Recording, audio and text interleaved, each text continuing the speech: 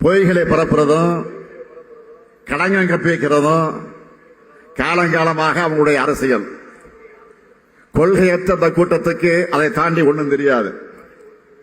மலிவான அரசியல்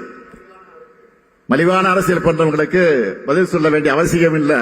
என்றாலும் வாக்களிச்ச மக்களான உங்களுக்கு பதில் சொல்ல வேண்டிய பொறுப்பும் கடமையும் எங்களுக்கு உண்டு. அதை நான் உணர்கிறேன். அதனால்தான் நம்முடைய மாண்புமிகு அமைச்சர் ஒருவர் தங்கம் தென்னரசு, கோவை செழியன், எஸ் சிவசங்கர் ஆகிய 3 அமைச்சர்களும் 1 மணி நேரத்திற்கு மேலாக ஊடகங்களை எல்லாம் வரவழைத்து, ஊடக நிருபர்களை எல்லாம் வரவழைத்து நேருக்கு நேராக உட்கார வைத்து அந்த ஊடகங்களுக்கு முன்னாடி மிக தெளிவாக எடுத்து சொன்னார்களே, திமுக வழங்கின 505 தேர்தல் வாக்குறுதிகள்ல 364 நிறைவேற்றி செயல்பாட்டில் இருக்கு. 40 அறிவிப்புகள் அரசினுடைய பரிசீலனை இருக்கு. அந்த வகையில் மொத்தம் 404 திட்டங்கள் நிறைவேற்றப்பட்டிருக்கு. இது இல்லாம ஒன்றிய அரசின் பரிசீலனைக்காக நிலுவையில் இருக்கிறது 37 திட்டங்கள். 64 திட்டங்கள் இப்போதைக்கு நிதி காரணமாக எடுத்துக்கொள்ள இயலாத திட்டங்களாக இருக்குன்னு துறைவாரியா பிரிச்சு தெளிவாக மக்களுக்கு விளக்கி சொன்னாங்க. ஆனா நல்லதையெல்லாம் பார்க்க மாட்டேன், கேட்க மாட்டேன், உண்மையை பேச மாட்டேன்னு முடிவோடு இருக்கக்கூடிய எதிர்க்கட்சித் தலைவர் பழனிசாமி அவர்களுக்கு வழக்கம் போல இதெல்லாம் தெரியல. பொய்களை வச்சு கருத்துருவாக்கம் பண்ணலான்னு சிலர் நினைக்கிறாங்க. ஆனா என்றைக்குமே உண்மைக்குதான் வலிமை அதிகம்.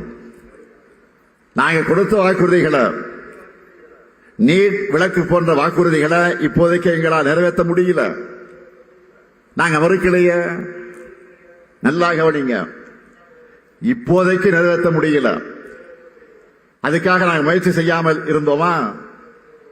முயற்சி செய்யாமல் இருக்கிறோமா? ஆட்சி பொறுப்புக்கு வந்த உடனே நீட் விலக்குக்கு சட்டமன்றத்தை சட்டமேற்றி அனுப்பினோம். அதை என்ன மாதிரியான சூழ்ச்சிகள் எல்லாம் பண்ணி ஆளுநர் மூலமாக தடுத்தாங்க, இது நாட்டு மக்களுக்கு நல்லா தெரியும்.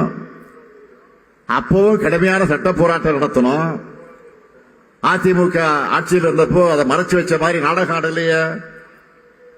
அடுத்து நாடாளுமன்ற தேர்தல் வந்ததும் ஒன்றியத்தில் நமக்கு ஆதரவான அரசு அமையும் என்ற நம்பிக்கையோடு போராடணும். தமிழ்நாட்டுடைய உணர்வை புரிஞ்சுக்கிட்டு இந்தியாவினுடைய இளந்தலைவராக இருக்கக்கூடிய மதிப்பிற்குரிய சகோதரர் ராகுல் காந்தி அவர்களும் தமிழ்நாட்டுக்கு நீட் விலக்கு அளிக்கப்படும் உறுதியளித்தார்.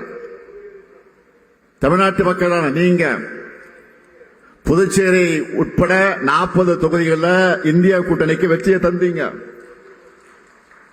ஆனா ஒன்றியத்தில் பாஜக ஆட்சி அமைஞ்சது. அதுவும் பெரும்பான்மை ஆட்சி கிடையாது, சிலர் ஆதரவோட மைனாரிட்டி ஆட்சியாகத்தான் அமைச்சிருக்காங்க. நாட்டு மக்களுக்கு எதிரான அவங்களோட ஆட்சி நெடுநாள் நீடிக்காது. நான் உறுதியாக சொல்லுகிறேன், நிச்சயம் ஒரு நாள் நம்முடைய மாநிலத்திற்கான உரிமைகளை காக்கிற ஆட்சி அமையத்தான் போகிறது. அடுத்து வெளிநாட்டு பயணங்களை பற்றியும் முதலீடுகள் பற்றியும் விமர்சிக்கிறார் திருவாளர் பழனிசாமி அவர்கள். தமிழ்நாட்டை விட்டு தொழில் நிறுவனங்கள் ஓடி போக காரணமாக இருந்த பழனிசாமி, இருந்தாலும் அதுக்கு எவ்வளவு முதலீடுகள் வந்திருக்கு, எவ்வளவு வேலைவாய்ப்புகள் உருவாக்கப்பட்டிருக்கு தெளிவாக சொல்லிட்டு தான் இருக்கிறோம். இது எதுவுமே அவருடைய காதுல விழமாட்டேங்குது. 10 ஆண்டுகள் அதிமுக ஆட்சியில கொடுத்த வாக்குறுதிகள், நிறைவேற்ற வாக்குறுதிகள் என்னன்னு அவரால் பட்டியலிட்டு சொல்ல முடியுமா? அதிமுக ஆட்சியுடைய 10 ஆண்டு கால சீர்கட்ட நிர்வாகத்தால தொழில் முதலீட்டாளர்கள் தலைவிரிக்க அண்டை மாநிலங்களுக்கு ஓடுனாங்களா? மறக்க முடியுமா? அந்த நிலைமையை அப்படியே தலைகளாக நாம மாற்றி இருக்கிறோம். பழனிசாமி அவர்களும் தான் தன்னுடைய ஆட்சி காலத்தில் முதலீட்டாளர் மாநாடு நடத்தினார். ஒப்பந்தமும் கையெழுத்தானதாக சொன்னாங்க. அதுல பாதி கூட வரலையே. அவரும் வெளிநாடு போனார், முதலீடுகளை ஏற்றுட்டோம் சொன்னார்.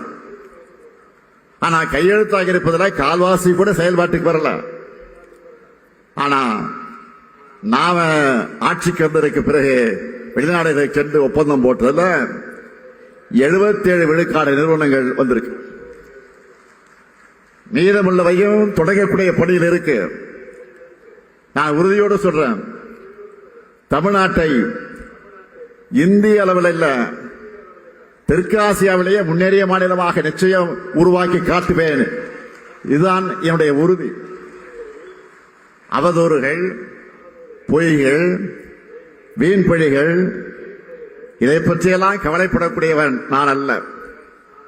50 வருஷமா அதையெல்லாம் பார்த்துட்டு தான் இன்னைக்கு இந்த இடத்துல உங்க முன்னாடி நிக்கிறேன். 2026 தேர்தலை நிச்சயம் வெற்றி பெறுவோம். அடுத்து நம்முடைய திராவிட மாடல் ஆட்சி தான். மக்கள் தயாராக இருக்காங்க.